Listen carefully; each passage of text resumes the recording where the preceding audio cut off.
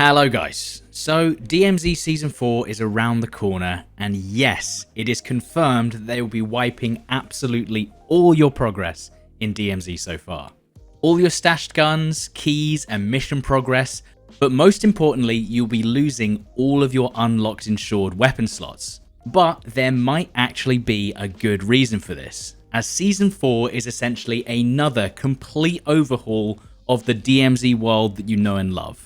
Many new features we wanted and some we weren't even expecting, and I'm going to be covering everything we know so far in this video, so if it helps, give this a like and subscribe for more DMZ news coming soon.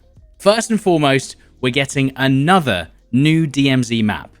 This is Vondel, based on the Amsterdam missions from the MW2 campaign. It's considered a medium-sized map, bigger than Ashika, but much smaller than Al Mazrah.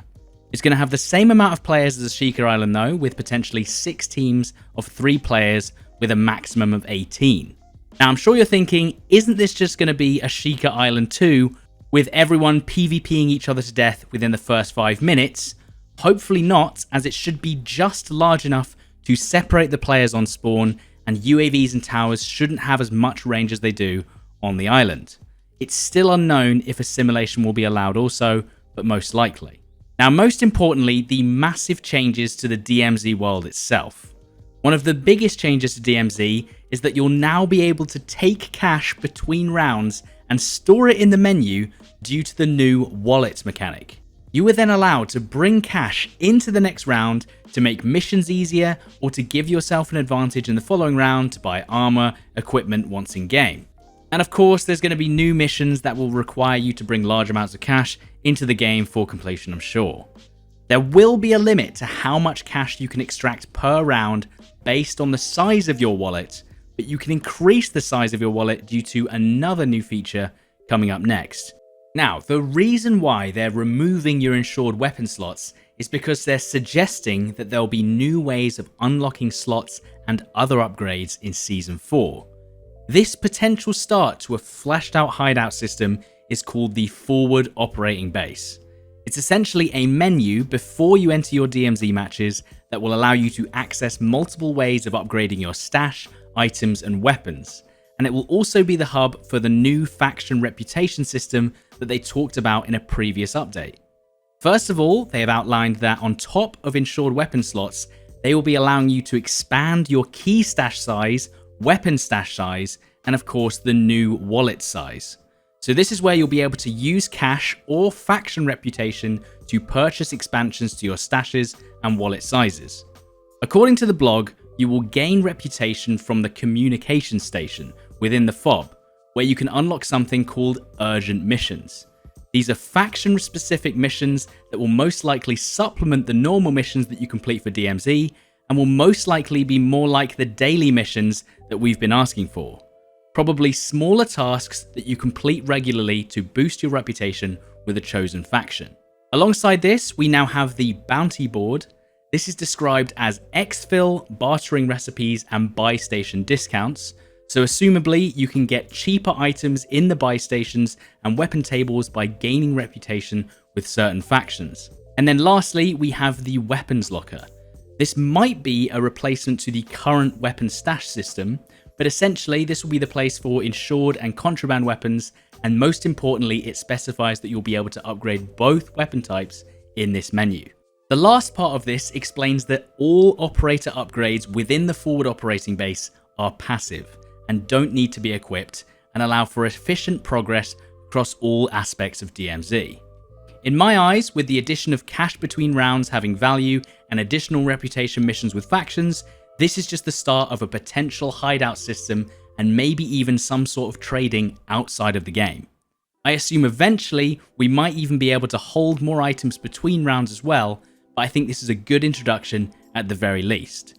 As a final piece of information, the update blog also mentions details on new and refreshed missions. There is going to be another brand new faction known as Phalanx, and also something else called the Signal Intelligence Contract, but we'll be getting more information on that soon. They also gave brief details with hidden data on a new boss, a vehicular boss, and of course a weapons case, most likely all within the new map Vondel. Apparently, the rewards for this weapon case should be more valuable than previous seasons, so we'll have to see how that goes. And then, something that will affect all Warzone game modes will be the addition of Dynamic Fog. I assume this will be a more refined feature than the sandstorms in Al Mazrah. The Dynamic Fog will roll in randomly and more often in DMZ than other modes. According to the blog, it is light enough to see your opposition except at extremely long ranges, but apparently there will be the occasional extreme fog where you won't be able to see anything at all. We are getting 2 more guns, an assault rifle and an SMG, and we'll have to see if they can compete with the current top tier weapons of Season 3, plus a new vehicle that acts as an amphibious option, being able to travel on water or land, has been added. Pretty cool addition for a map like this, considering its location. And as far as I can tell, that covers most of the important additions for DMZ. And I know a lot of people will be disappointed about losing their progress and weapon insured slots. Let me know in the comments how you feel about the consistent resets in DMZ and whether you're going to be trying out the updated content in Season 4. Will we finally be out of the beta? For me personally, I'm impressed with the amount of content released for DMZ every season so far. Obviously, as a content creator, the resets aren't as bad as I have the time to spend to re-unlock those features, but I understand that without these wipes, we also wouldn't have access to more unique content with the overhauls. I do hope that a lot of the missions from the previous factions have been altered again, so we don't feel like we're just slogging through the same content again. And hopefully this new map isn't anything like a Sheikah, where I avoid playing the map as much as possible because it's ruined by instant PvP and large pre-made teams. Vondel seems to be completely flat with no terrain elevations, as you can imagine from a place below sea level, a lot more cover in the open areas, and more of an urban vibe, which I prefer. However, apparently you can get into the larger buildings and roofs of the taller houses. In their words, larger structures to fully explore inside and out, and a large degree of verticality and the means to counter those that take advantage of it, including parkour routes and numerous secrets to discover.